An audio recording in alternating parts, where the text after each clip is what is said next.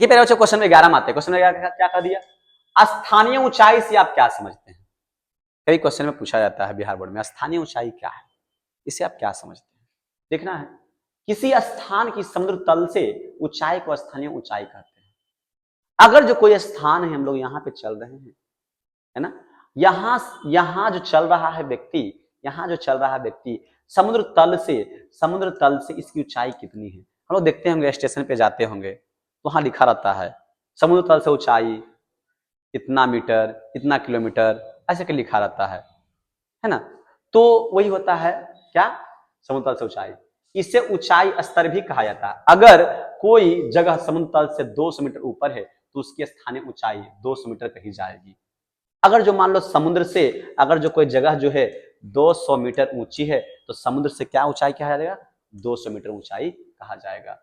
ऊंचाई बढ़ने पर तापमान कम होता है, इसलिए पहाड़ों पर ठंड अधिक लगती है और मैदान में गर्मी। ऊंचाई जैसे बढ़ता है उससे क्या होता है, तापमान कम होने लगता है, इसलिए क्या होता है, पहाड़ों पर ठंड की अनुभूति होती है और जहां मैदानी भाग है वहां गर्मी होती है। स्थानीय ऊंचाई का असर जलवायु, खेती, बसावट और पौधों पर भी पड़ता है। यही कारण है कि अलग अलग ऊंचाई वाले क्षेत्रों में अलग अलग फसलें और मौसम भी अलग अलग होते हैं। अलग अलग फसल जो होते हैं, अलग अलग जो ऊंचाई क्षेत्र होते हैं, वहां क्या होता है, अलग अलग फसल का उत्पादन होता है, क्योंकि जलवायु उसमें क्या होता है, परिवर्तन भी होते हैं। तो मुख्य बिंदु क्या हो गया, समुद्र तल से ऊंचाई, जलवायु पर असर, पहाड़ों ठंडे, मैदान गर्म, खेती में अंतर, वातावरण पर भी प्रभाव पड़ता है। अब चलते हैं प्यारे बच्चों 12 नंबर क्वेश्चन में क्या कहा, बिहार के अत्यधिक घनत्व वाले 4 जिलों के नाम लिखिए। अब देखिए ज्योग्राफी में हम लोग देखते हैं तो बिहार के बारे में बहुत सारा चीजें पढ़ने का है। उसने पूछा अत्यधिक घनत्व, कहाँ जनसंख्या ज्यादा पाया जाता है, वो जनसंख्या घनत्व कहाँ ज्यादा है, ठीक है। इसका तो बिहार घनत्व, पहले समझना घनत्व क्या है, मतलब 1 किलोमीटर में कितना व्यक्ति निवास कर रहा है, कितना व्यक्ति रह रहा है, वो क्या होता है, घनत्व होता है। तो बिहार में कौन से 4 जिले हैं जहां पे ज्यादा जनसंख्या घनत्व पाया जाता है। तो बिहार के सबसे अधिक जनसंख्या घनत्व वाले राज्यों में से एक है, जहां कई जिले बहुत अधिक घनी आबादी वाली है। बिहार के 4 प्रमुख अत्यधिक घनत्व वाले जिले हैं पटना, दरभंगा, मुजफ्फरपुर और पूर्वी चंपारण। इन जिलों में उद्योग, शिक्षा, रोजगार और व्यापार के कारण अधिक लोग बसते हैं, जिससे जनसंख्या घनत्व बढ़ता है। मतलब जनसंख्या कहाँ ज्यादा होगा, सोचने की बात है, जहां पे ज्यादा शहर होंगे, जहां पे व्यापार की सुविधा ज्यादा होगी, जहां शिक्षा होगा, जहां रोजगार मिलेगा, जहां उद्योग होगा। तो देखिए पटना बिहार की क्या है, राजधानी है। दरभंगा, मुजफ्फरपुर और पूर्वी चंपारण, ये सब क्या है, ये सब उद्योग की, शिक्षा व्यवस्था, व्यापार, ये सब ज्यादा होता है, इसलिए क्या है, यहाँ जनसंख्या घनत्व ज्यादा पाया जाएगा। प्रमुख जिला हो गया पटना, दरभंगा, मुजफ्फरपुर और पूर्वी चंपारण, ठीक है। देखिए प्यारे बच्चों, अब क्वेश्चन आ गया 13 में। क्वेश्चन क्या है, बिहार के जनसंख्या घनत्व की स्थिति का विस्तार पूर्वक वर्णन करें। जैसे हम लोग जानते हैं, जनसंख्या की बात किया जाए तो बिहार क्या है, बहुत ही जनसंख्या ज्यादा, अत्यधिक घनत्व वाला राज्य बिहार है। इसका क्षेत्रफल कम है लेकिन जनसंख्या क्या है, बहुत ही ज्यादा। बिहार भारत का सबसे अधिक जनसंख्या घनत्व वाला राज्य है, जहां प्रति वर्ग किलोमीटर जनसंख्या काफी अधिक है। हम बताए थे कि 1 किलोमीटर में जितना व्यक्ति निवास करता है वही होता जनसंख्या घनत्व होता है। तो क्या है, पर वर्ग किलोमीटर जनसंख्या काफी अधिक है। इसका मुख्य कारण उपजाऊ भूमि, बिहार में क्या है, उपजाऊ भूमि है। गंगा नदी के किनारे सबसे ज्यादा जनसंख्या बढ़ती है, क्यों, क्योंकि गंगा नदी जहां जहां वहां भूमि क्या है, काफी उपजाऊ होती है, सिंचाई की व्यवस्था भी है, इसलिए। कृषि आधारित जीवन, पर्याप्त जल स्रोत, सामाजिक आर्थिक कारण, पटना, दरभंगा, मुजफ्फरपुर, गया जैसे जिले के घनी आबादी वाले हैं। पर्वतीय और जंगल वाले क्षेत्रों में घनत्व थोड़ा कम है। अत्यधिक जनसंख्या घनत्व से रोजगार, आवास और संसाधनों पर दबाव बढ़ता है।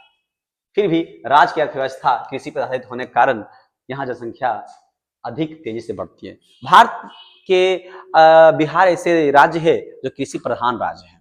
यहाँ खेती पे लोग निर्भर रहते हैं और गंगा नदी किनारे बसा हुआ होने के कारण लोग ज्यादा इसमें निवास करते हैं, क्योंकि यहाँ क्या है, फसल यहाँ का उपजाऊ है और अधिकतर लोग क्या है, कृषि पर निर्भर होते हैं। जिस कारण क्या है, बिहार में अधिक से अधिक जनसंख्या है और जनसंख्या पाई जाती है।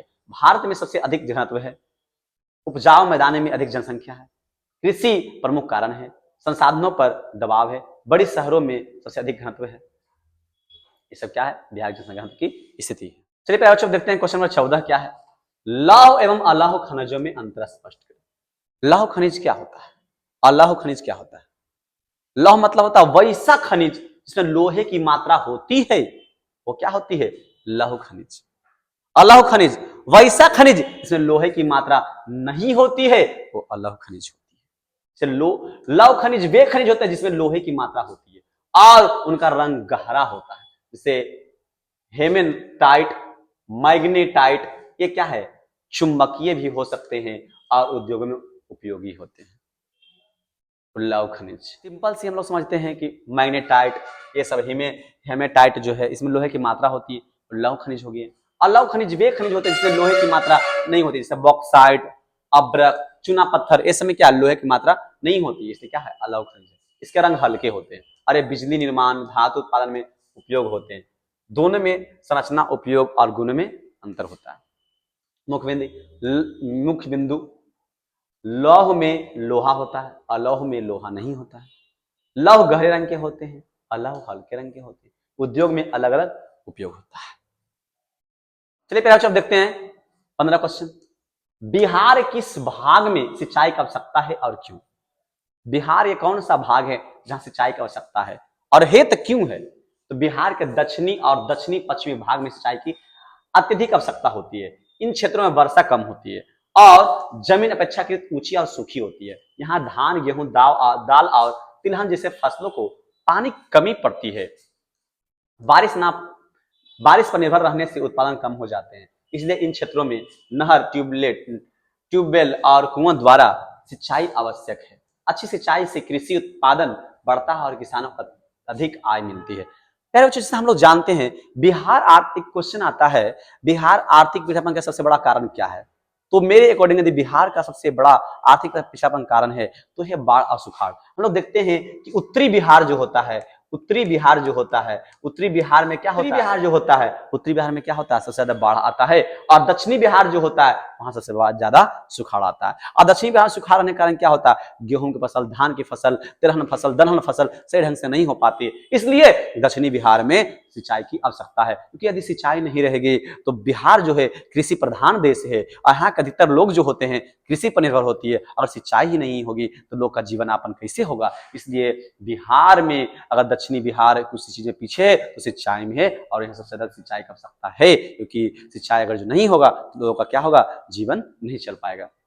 दक्षिणी बिहार में कमी है, वर्षा कम होती है, ऊंची भूमि है, फसलों में पानी की जरूरत है, सिंचाई से उत्पादन बढ़ता है।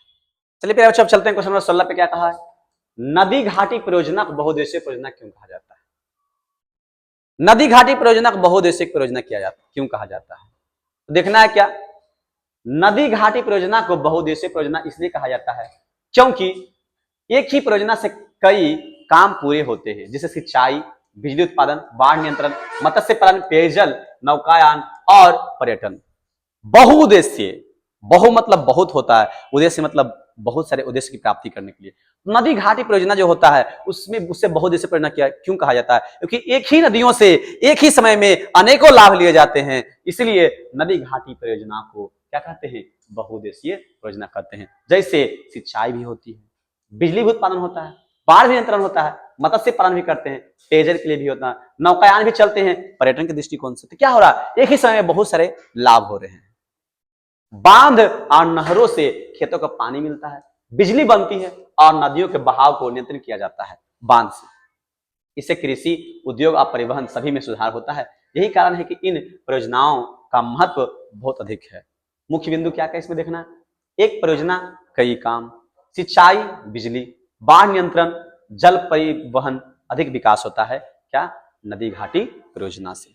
चलिए पहले चलते हैं क्वेश्चन नंबर 17 क्या कहा है? क्वेश्चन नंबर 17 में क्या दिया है? कृषि आधारित उद्योग और खनिज आधारित उद्योग में अंतर स्पष्ट करें। वाक्य समझना है।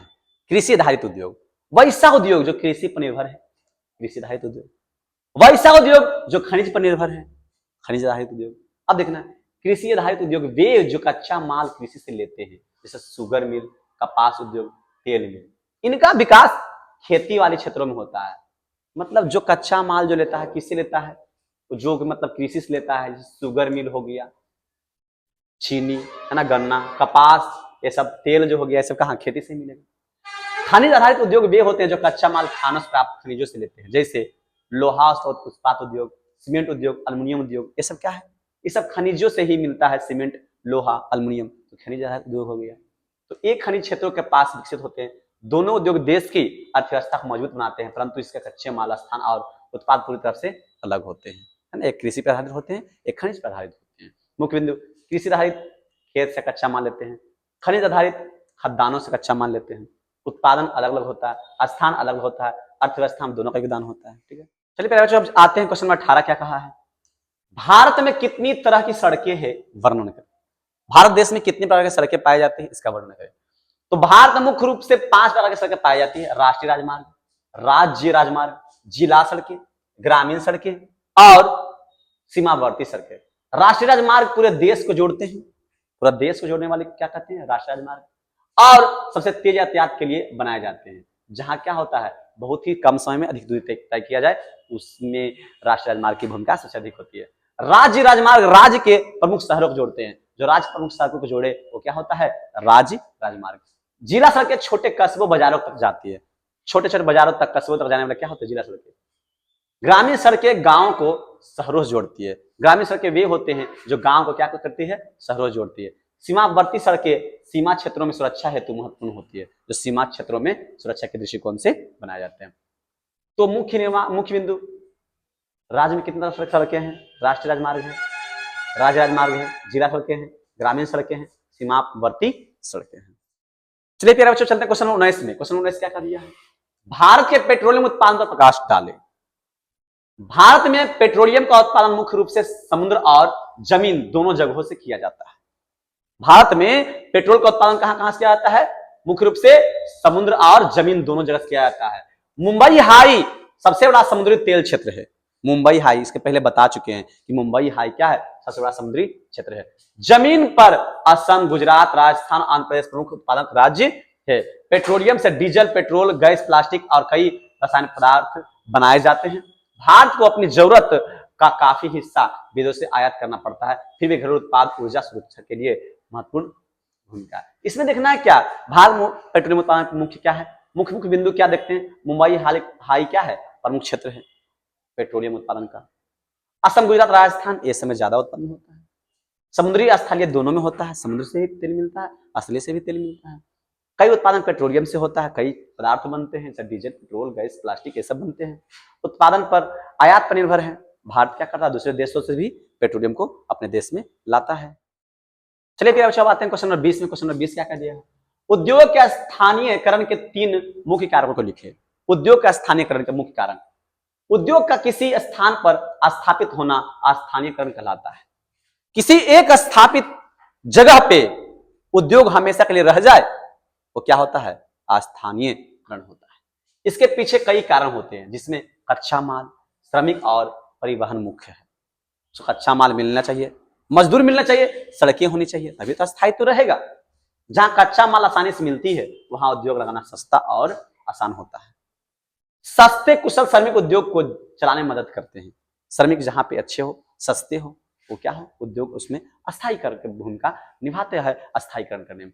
अच्छे सड़कें, रेल मार्ग और बंदरगाह की सुविधा से माल का आना जाना सरल होता है। इसलिए इन तीनों कारों का उद्योग के विकास में बड़ा है। जहां पे परिवहन अच्छा होगा वहां क्या होगा? अस्थायीकरण ज्यादा होगा। तो मुख्य बिंदु कच्चा माल, श्रमिक उपलब्धता, परिवहन सुविधा, कम लागत हो, उद्योग का विकास हो, ये सब क्या है? उद्योग के अस्थायीकरण में बहुत ही भूमिका निभाती है। तो प्यारे बच्चों, ये सब क्या करना, एग्जाम के दृष्टिकोण से बहुत सारा मुख्य बिंदु है और सबको देखते रहना है और ये सबका नोट्स बना करके आप लोग तैयार कीजिए, जो कि एग्जाम में आप लोग को काफी हद तक